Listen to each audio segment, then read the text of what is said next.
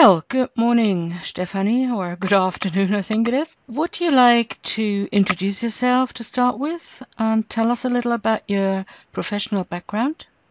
Okay, sure. So my name is Stephanie Wössner. I'm a high school teacher in Germany. I've been teaching for 6, 7 years now, and I am teaching mainly English and French as foreign languages. Okay, so I heard a bird whisper that you also speak Japanese and you teach it as well? Well, I do speak Japanese. I have a BA, and I did teach it as well, but only as a kind of club.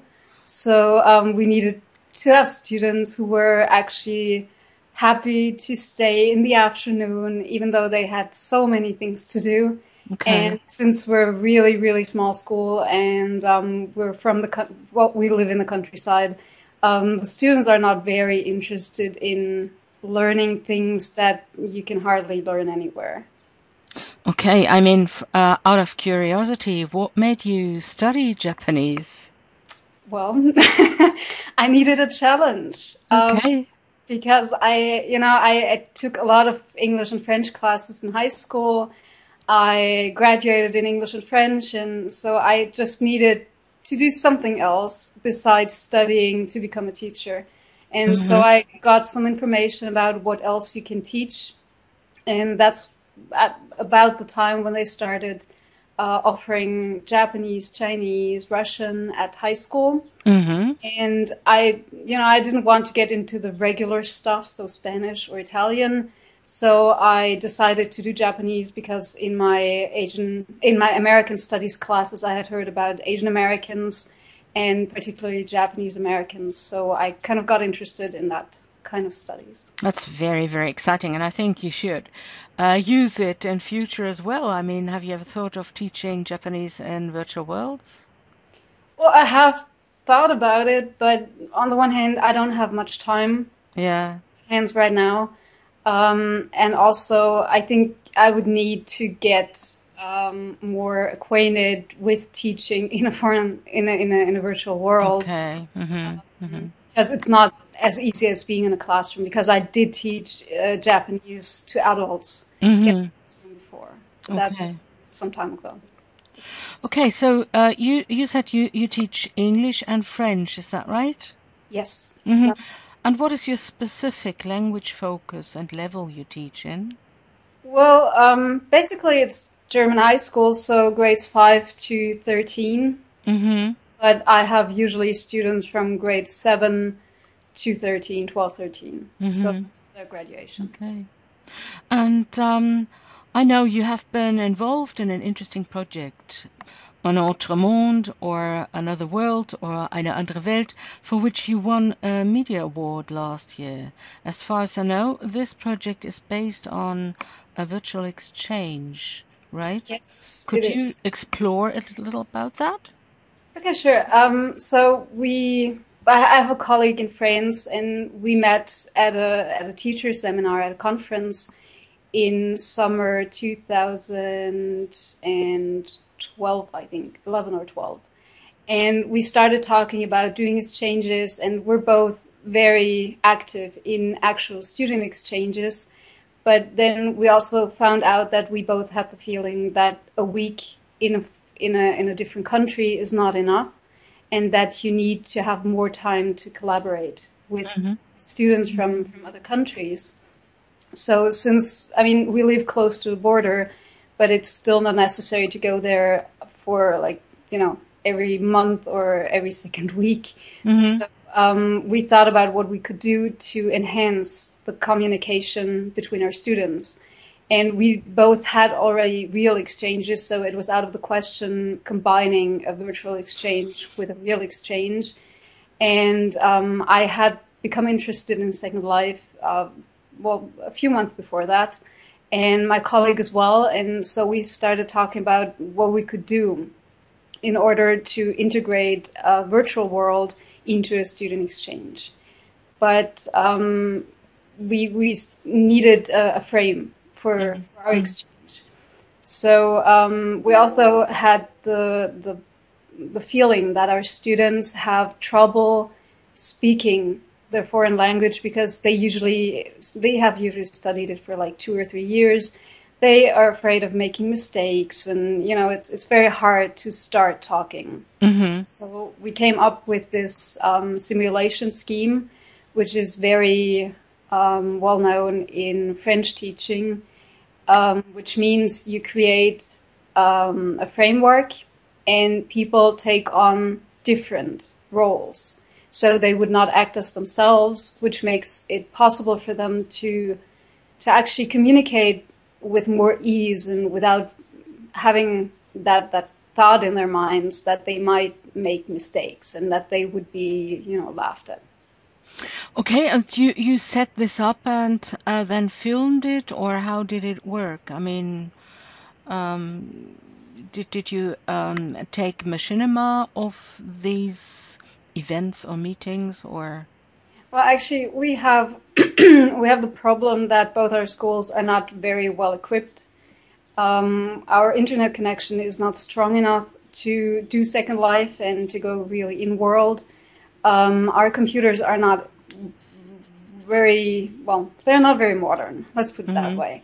And we don't have money to invest. So what we did was we combined this fictional frame of a European village for young people, which was based in Second Life for us teachers. And we would actually communicate with our students who were not actively in Second Life, but who had created their own avatars outside Second Life.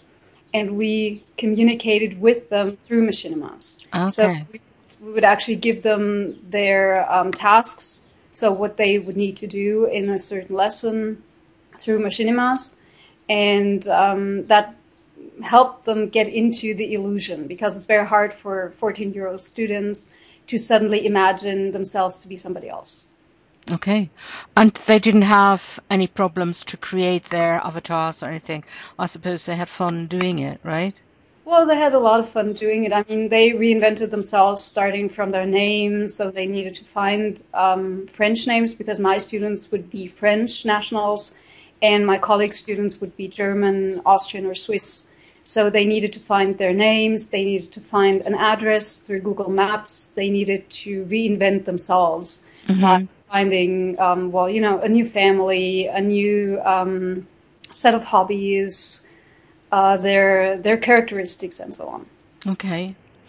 And have you used, this was just this project, right? And have you used 3D environments in other classes as well?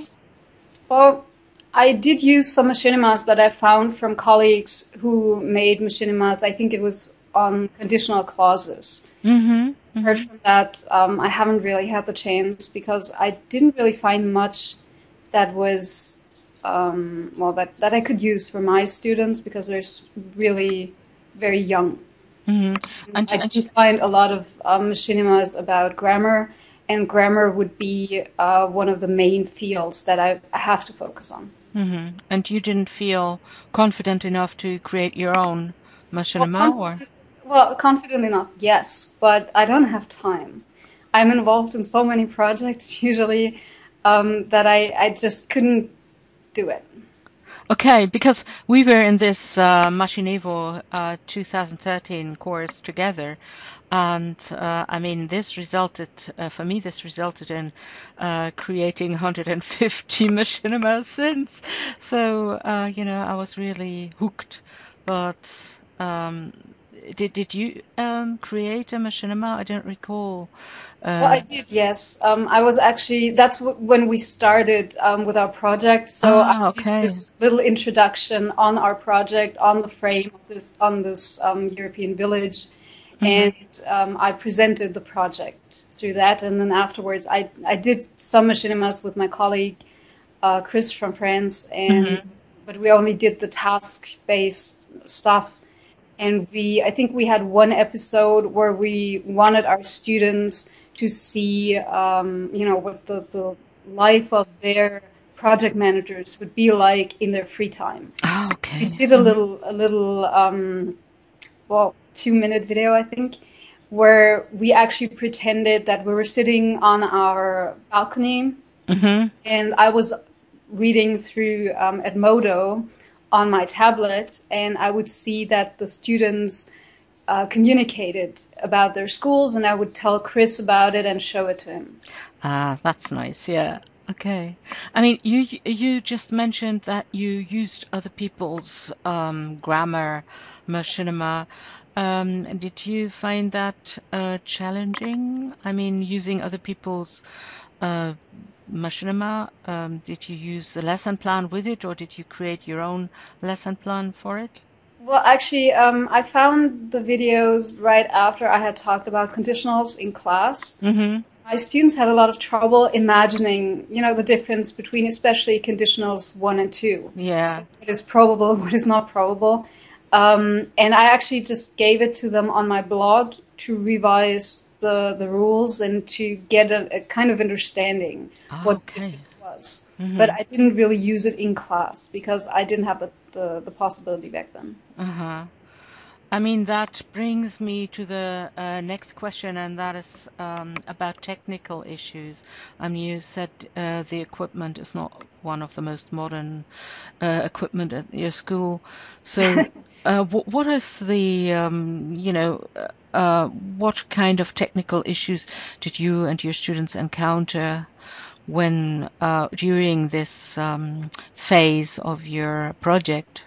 Well, actually, since we didn't go into Second Life directly, but only had the Machinimas, we didn't have that many problems because my colleague and I, we actually chose the tools that would work with a DSL connection that was not very, very good. And even then, we did have some connection problems. We Mm-hmm. got thrown out of certain tools, and our students couldn't connect all at the same time. But we basically always had a plan B. Ah, very good. That's very Oh, we important. actually Yeah. have plan B, C, and D usually because we want it to work and we don't want to focus on the technical issues Yeah, because otherwise our students will get frustrated. that's very wise. Yeah.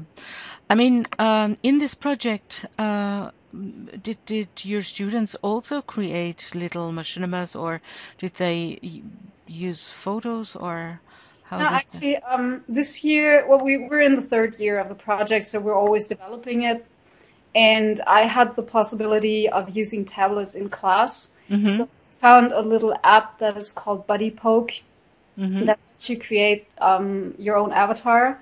It it allows you to make videos where the avatar actually speaks. So we would use these comic avatars for the students, and we would use our Second Life avatars as teachers. Mm-hmm. And I guess the For that, students love it, right? well, yeah, they loved it, of course. Yeah. We had a few problems because that app is not really working very well on the tablets that we have. And also, my colleague doesn't have tablets, so his students created pictures that were accompanied by just audio recordings. So Okay. we actually do with what we have. Okay. Well, I mean, you mentioned blogs you share with your students. What other kind of media or platforms do you use in your classes? Well, for the projects that I'm doing, I usually use Edmodo because I'm sitting in southern Germany and they don't allow us to use Facebook, even though I would prefer Facebook because it is better for my project and students are actually there. Mm-hmm. But we decided to use instead Edmodo, which is safer because we control it, so there's no problem with, cyberbullying, whatever. Oh, yeah. And I also have a website for my students, so we publish pretty much everything that we do. Since we're working with the tablets, we have a lot of products from our Mm-hmm. classes, and I share them on the blog. And I also, well, we use, the tools, the regular tools that, when you use the internet in class, it's like Logster, TitanPad. I have an own cloud where I can share material that is not, to be distributed. I pretty much use everything that is fun, that combines audio, video, and my students' work. This really sounds fantastic. I would love to have you as a teacher, you know. Uh, Well, you know, ask my students. I'm pretty sure that half of them don't like me because I do oh, all that stuff because it means a lot of work. mm-hmm, It mm-hmm. means they have to work more than they would actually have to work with other teachers. Yeah, they can't be lazy. They have to engage themselves. Yeah. But They do more work than I do. yeah, but do you think that this results in better in a better learning outcome? Yes, I think so because you know, I started my tablet project at the beginning of the school year, so in Mm-hmm. September. Mm-hmm. I asked them how well do you know how to use your smartphones, and they were like, oh well, I know it perfectly well. You know, I can do everything with it. And then as we went along, they realized that they didn't even know the potential of those Mm-hmm. devices, and they got to know a little, you know, all those little tools that you can use for free. And they are, since they're sitting in little groups in my classroom, Mm-hmm. they can actually work together. And they, at the beginning, it was hard for them not to have a teacher standing in front of the classroom and telling them what to do. Mm-hmm. But they pretty much, you know, they got used to it, and they're in little groups of 3, 4, sometimes 5 people, and they can share whatever they create on their tablets through the projector. So Mm-hmm. it's without any cables. It's a Wi-Fi connection. Mm-hmm. They got used to actually presenting even all the exercises that we're doing from our workbooks and everything. They present them to their classmates and they will explain, and that really helps them become more independent. Yeah, and they'll be grateful in a couple of years, I think, when they start studying at university. Let's hope so. Yeah. Okay. I mean, you said you don't use Machinima very often. Do you use video in the classroom? Yeah, sometimes, of course, if I find what I need and what is appropriate for whatever we're talking about, yes. Mm-hmm. Mm-hmm. But it's very hard to find appropriate material for the grammar that we have to teach and for the vocabulary. Mm-hmm. It's, you know, I can show them, if we talk about New York, I can, of course, show them a video of New York or somebody talking about New York. But it would be way better if I had material that was more adapted to our workbooks, because we have books and we're supposed to use them. And I love those books because they're very interesting, but Mm-hmm. you don't have the material that you need to go along. Okay. And So it's too time consuming to create your own material, right? yes, well, I have to get to that actually. Mm-hmm. Mm-hmm. Still thinking about doing, I don't know, a tutorial or something, or machinimas that really help me explain grammar and vocabulary, because those are the two basic things that you do in English class still. Mm-hmm. And you need them to communicate. And even though you can do a lot of exercises on paper, the students will actually never really get what they're doing. Mm-hmm. Yeah. They can actually do the exercises, but when they have to use the grammar in a certain situation, Mm-hmm. Yeah. Yeah. Yeah. So Machinima might be the answer for the future, right? well, you know, I'm still looking for somebody who gives me a year off with full pay to actually create whatever I need for the next 10 years. But so far, I haven't found anybody. Okay, let's try and search for somebody, okay? Yeah, sure. But Right. I mean, you know, I would even be interested in developing a whole island for students, for English students, French students, with activities and everything. That Mm-hmm. would be perfect. But, you know, it takes time, you know. Mm-hmm. I know. Yeah. And I think, well, let's put it that way. In Germany, I feel like we're not yet really where we should be, Mm-hmm. Mm-hmm. because they, you know, they tell us not to do many things. They don't understand how teaching has evolved and how it needs to be different. Mm-hmm. Mm-hmm. And so we're still basically teaching like 20 years ago, like 50 years ago, even maybe. And if I had the freedom that I would love to have, I think it would be a lot different. Yeah, I can imagine. Okay, Stephanie, is there anything you would like to add? Yeah, in terms of Second Life and virtual worlds, I think it would be very, very nice to integrate it in class, given the, internet connection and everything, because it helps you take our students outside the classroom and at the same time bring the world inside the classroom. So we could actually do virtual field trips, meeting other people, so they would actually have to communicate in this foreign language in a more authentic situation than in a classroom. And you can visit like San Francisco, for example. You can go there and you can actually have them look around, and it would be experiencing the Mm-hmm. language and the culture instead of just learning about them. Mm-hmm. And I would love to do that, and I hope that someday this will be possible. Mm-hmm. Do you think that cultural issues could be conveyed via Machinima, for example? I think they could, yeah. If if you have a team of, let's say, international professionals, Mm-hmm. actually make machinimas that are very realistic in terms of what they convey. In Mm-hmm. terms of culture, it would definitely be of help. Yes, Yeah, yeah, but I think going inside a virtual world would be even better. yeah. Yeah, again, I think that's your approach to have your students involved, get them involved and let them do the things Yes, and engage them with virtual worlds in order to understand them. Yeah. exactly.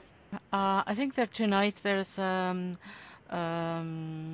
seminar on green screen or something, so that should be quite interesting on EduNation. So, Okay. every second week. But I don't want you to prevent you from your free Monday. Oh no, no, no, no. Actually, I don't have any free time. I just don't go to school, so Okay, I have a okay. lot of things to do still for tomorrow. Okay. Well, thanks a million and talk to you soon. Bye for Yes. now. Bye.